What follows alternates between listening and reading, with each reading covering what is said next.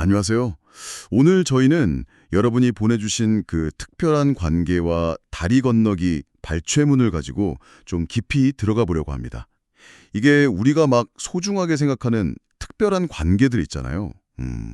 그것들을 좀 다른 관점에서 보자는 제안인데 이게 뭘까요? 왜 우리는 어떤 사람이나 관계를 유독 특별하다고 여길까요?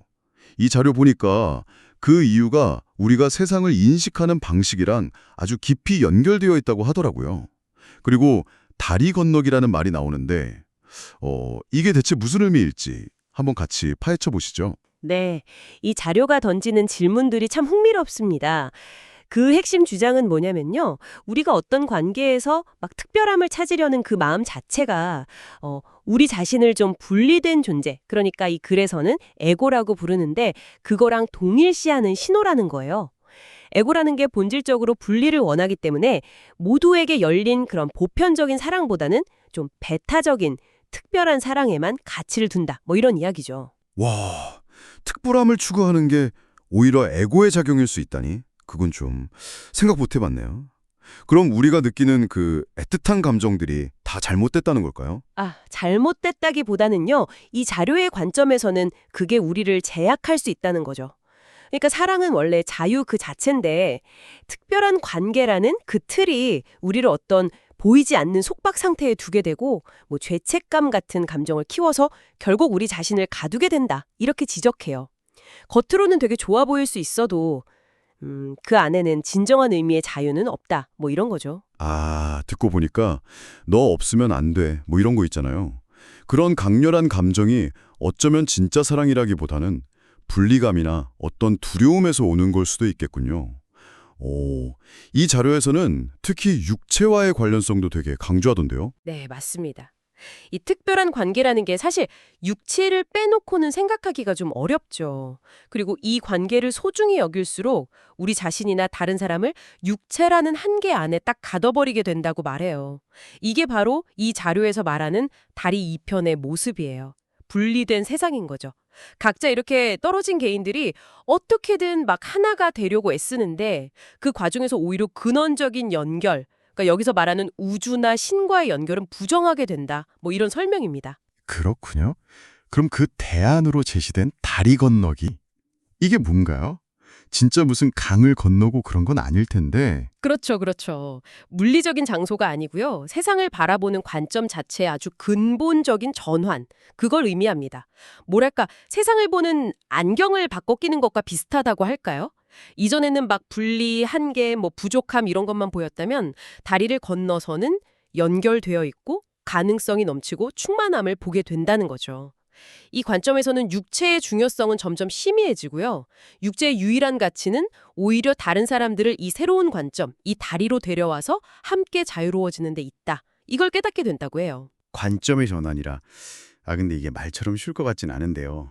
익숙한 걸 버리는 데 대한 두려움도 클 것 같고요. 물론입니다. 네. 그래서 자료에서도 이 전원 과정에서 혼란을 느끼거나 방향 감격을 잃을 수도 있다고 인정을 해요. 하지만 그걸 너무 두려워할 필요는 없다고 강조하죠. 그건 단지 우리가 세상을 지탱한다고 믿었던 그런 왜곡된 틀, 그러니까 특별한 관계 중심의 그 사고방식을 이제 좀 내려놓으려는 의지의 표현일 뿐이다. 이런 거죠. 그리고 시간은 우리 편이고 이 전환을 위해서 시간을 사용한다면 그 과정이 훨씬 부드러울 거라고 좀 안심시켜주기도 하고요. 혼자서는 좀 힘들 수도 있겠네요. 자료에서 성령이나 뭐 거룩한 순간에 도움을 청하라고 하던데 이건 어떤 의미로 받아들여야 할까요? 네, 여기서 성령은 뭐랄까 우리 내면의 가장 진실된 목소리 아니면 통합과 사랑으로 이끌어주는 어떤 안내자 이 정도로 이해하면 좋을 것 같아요. 이 특별한 관계가 주는 그 묘묘한 매력 있잖아요. 때로는 그게 죄책감 같은 걸로 나타나기도 하는데 그런 것들로부터 우리를 보호하고 자유롭게 하는 데 가장 큰 힘이 된다고 합니다. 중요한 건 우리의 의지가 막 완벽하지 않아도 괜찮다는 거예요. 그저 기꺼이 다른 관점, 성령의 관점을 좀 받아들여 보려는 그런 작은 마음만 있으면 충분하다. 이렇게 이야기합니다. 아, 그렇군요. 그럼 이 모든 걸 깨닫고 나면 예전처럼 그냥 특별한 관계에 안주하기는 좀 어려워지겠네요. 바로 그 지점입니다. 일단 고통에서 벗어날 길이 있다는 걸 알게 되면 더 이상 그 예전 방식에 머무르는 것 자체가 어쩌면 더 큰 고통이 될 수 있다는 거죠. 특별한 관계 속에서 막 찾으려고 했던 그 사랑의 환상이 예전만큼 달콤하게 느껴지지 않을 수 있고요. 오히려 그 안에서 자기 자신을 속여왔다는 불편한 진실? 뭐랄까, 자기 배신의 죄책감 같은 걸 마주하게 될 수도 있다고 말해요. 네, 오늘 이야기를 좀 정리해보면요. 우리가 흔히 추구하는 에고와 육체 중심의 특별한 관계는 사실 우리를 제한하는 어떤 환상일 수 있다. 이런 거군요. 그리고 다리 건너기는 이 환상에서 벗어나서 더 크고 진실한 현실, 그러니까 통합된 관점으로 나아가는 내면의 여정이고요. 결국 이 다리를 건너면 잃는 건 아무것도 없고 진정한 현실과 하나가 된다. 뭐 이런 메시지네요. 네, 정확합니다. 이 자료는 우리가 아무것도 아닌 것, 그러니까 예를 들면 특별한 관계나 육체의 가치에 대한 그런 집착 같은 환상을 기꺼이 내려놓을 때, 그때 비로소 진정한 아름다움과 진리가 있는 곳으로 나아갈 수 있다고 말합니다.